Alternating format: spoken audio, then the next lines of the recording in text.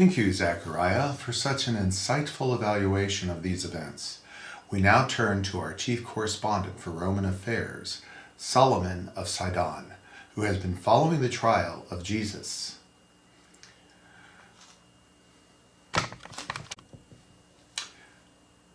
Jedediah, the scene here was nothing short of chaos. At the insistence of what could only be described as a bloodlusting mob, Jesus of Nazareth has been sentenced to death by crucifixion.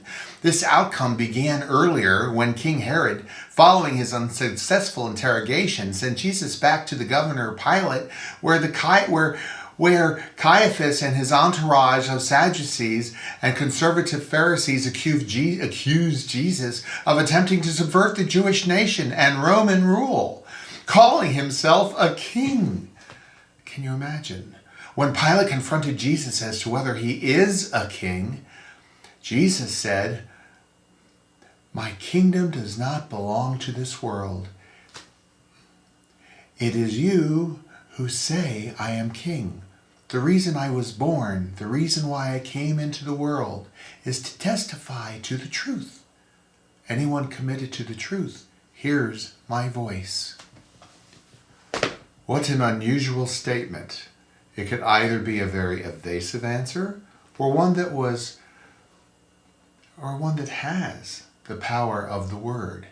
This Jesus is quite an anomaly. How did Pilate react?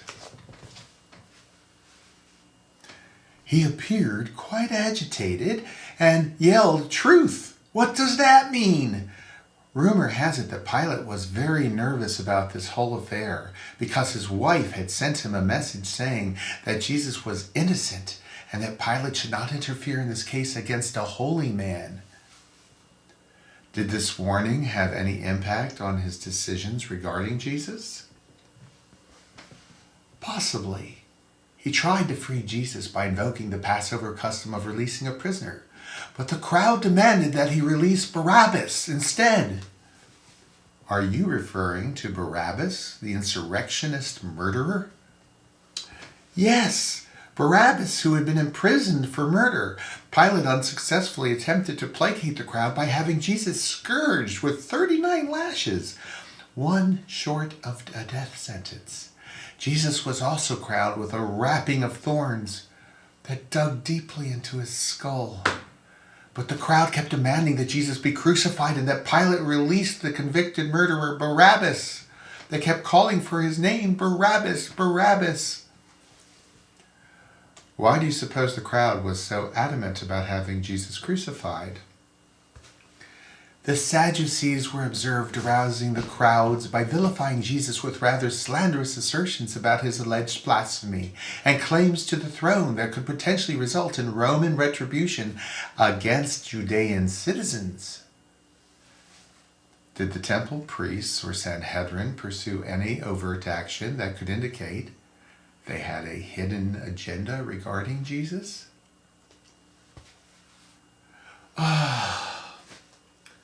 I believe so, Jedediah. The chief priests have made no secret about their contempt of Caesar ever since Pilate issued orders to place Roman ensigns and banners in the temple.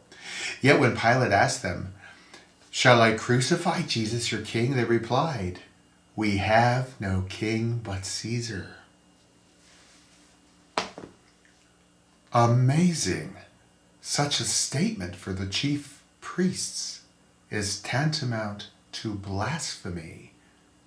God does not permit the Jews to have foreign leaders, intentionally have foreign leaders ruling them. Yes, and I'm sure it made clear to Pilate the extremism of the high priest's position regarding Jesus. Is that when Pilate issued the order to crucify Jesus? Not quite. Pilate did an unusual thing. With a riot about to break out, he called for water and washed his hands in front of the crowd, declaring, "I am innocent of the blood of this just man. The responsibility is yours."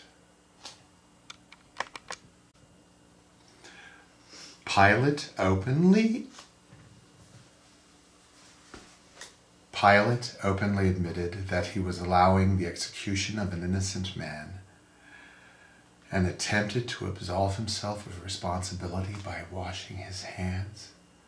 Clearly, this was not Pilate's finest hour. It truly was not. But the crowd's response to Pilate was even more disturbing.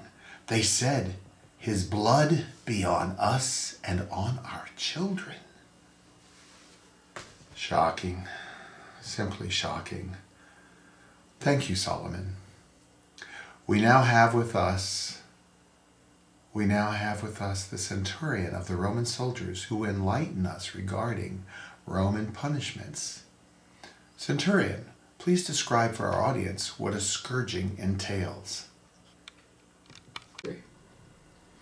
Certainly.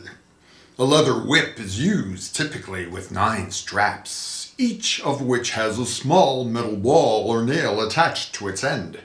The executioner lashed down into the victim's body, thereby embedding the metal objects into the victim's flesh. He then pulls parallel to the victim so the flesh tears as the whip is drawn. It is quite painful and very effective punishment.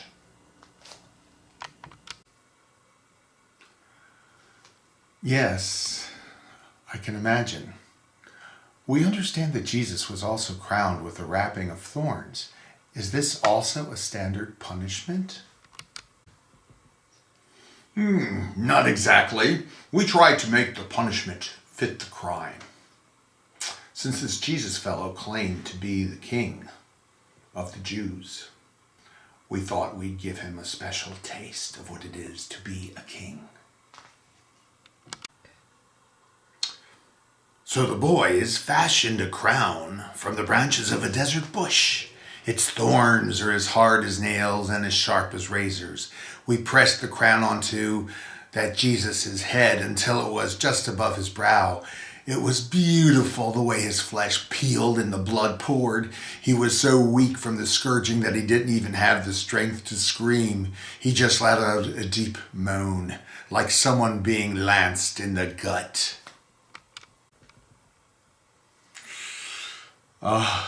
Yes. And what is involved with the crucifixion? That's more complicated. There are many options with crucifixion. You can hang the victim right side up or upside down. You can tie them to the cross, nail them, or both. You typically pull their shoulders out of joint so they cannot lift themselves to breathe. If they are not dying fast enough, you can break their legs. Just like pulling their shoulders out of joint, this reduces the victim's ability to lift his torso to better enable his ability to breathe. We don't want that. We usually try to stomp on the victim's chest before raising the cross. By the time we nailed him to the cross, his breathing was already labored. Any way you do it, though, it's pretty effective, and it usually doesn't take more than several hours or a few days for the victim to die. Speaking of which, I have to go inspect how the execution is proceeding. You know how these things need to be cleaned up before your Sabbath. And I understand this is a very special Sabbath for you. I don't want any complaints from your high priests, if you know what I mean. Yes, Centurion, these things do need to be cleaned up before the Sabbath. Thank you for being so thoughtful. Think nothing of it. It's my pleasure. And thanks for having me on the show. Hail Caesar! Yes, Hail Caesar. We turn now to our reporter on the street, Isaac of Engedi. How do things look out there, Isaac? There's a carnival atmosphere here, Jedediah. Massive crowds infected with a macabre sense of curiosity lined the streets here where Jesus was led by the Romans as he carried the cross upon which he would be crucified. Are you saying the Romans made Jesus carry the same cross that would be used to execute him? That's correct, Jedediah. The Romans are very effective in maximizing the amount of injury their punishments inflict, and pain as well. It is their belief that to be an effective deterrent to crime, punishments must be extreme. They must include both physical and mental anguish. This philosophy has helped them maintain control over their vast worldwide empire with so few soldiers. Yes, I can see how such a policy would be very effective, but it does seem a bit extreme. Was Jesus able to carry the cross by himself? Jesus was clearly in a weakened state due to the scourging to which he had been subjected. The continual abuse being inflicted by the Romans in the crowd also had an adverse impact on Jesus. He stumbled and fell several times under the weight of the cross. He even appeared to be sweating blood. Sweating blood? That's outrageous. Did the Romans do anything to help him? When Jesus fell the second time under the weight of the cross, it appeared as though the cross crushed his chest. At this point, Jesus' breathing became quite labored. The Romans seized a local farm worker, Simon of Cyrene, and forced him to help Jesus carry the cross. How did the crowd react? Were they at all sympathetic to Jesus' plight? I would guess the most were afraid to show Jesus any sympathy, and those who tried were struck down by the Roman soldiers. However, a very courageous young woman named Veronica managed to slip by the Romans. Yes, this girl Veronica, she wiped the blood from Jesus' face with her veil before being thrown aside by the soldier. She was quickly helped by other women in the crowd, who became very excited and began crying out words like Hosanna and Messiah when they saw Veronica's veil. It was the most amazing thing, if not the most miraculous thing I have ever seen. An image of Jesus' face was imprinted on Veronica's veil with Jesus' blood.